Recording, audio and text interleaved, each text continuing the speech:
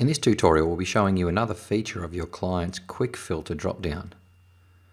When you go into your clients, you'll see the quick filter option located at the top right.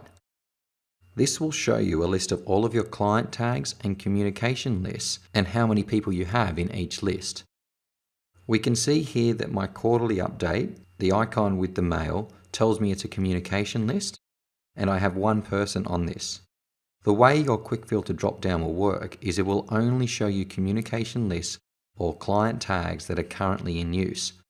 So with the quarterly update, let's look at the one person on this list, open up their record, and in the information section we're going to remove them from this communication list, which is Karina Blackwell. Once we've removed that, we're going to update this to save that change.